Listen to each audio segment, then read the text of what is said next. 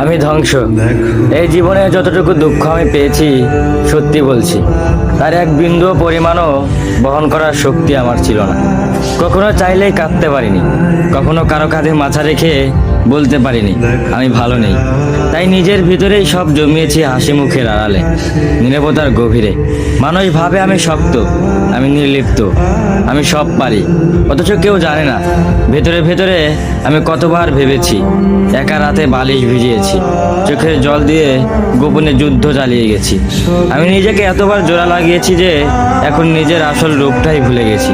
কখনো ভাবিনি হয়তো এই দুঃখগুলো সামলে নিতে পারবো, হয়তো সময় ঠিক করে দিবে সব কিছু। কিন্তু বাস্তবতা হলো আমি আয়ত্তের বাইরে দুঃখ ধারণ করতে করতে এখন নিজেই ধ্বংস হয়ে গেছি। এখন মনে হয় আমি নেই, আমি কেবল এক ভাঙা মানুষ, যার ভিতরে অনেক কথা জমে আছে কিন্তু শোনার কেউ নেই। সবাই বলে খারাপ সময় সবসময় থাকে না, সময় ভালো হয়ে যাবে, কিন্তু কেউ বোঝে না সময় শুধু ক্ষত তৈরি করে, সেগুলো শুকায় না। আমি এখন কেবল একটু নীরবতা, মুখে হাসি, চোখে অন্ধকার আর মনে একরাশ দুঃখের বোঝা নিয়ে প্রতিদিন বেঁচে থাকার অভিনয় করে যাই। আমি ধ্বংস হয়েছি, তবু মুখে বলি আমি ভালো আছি।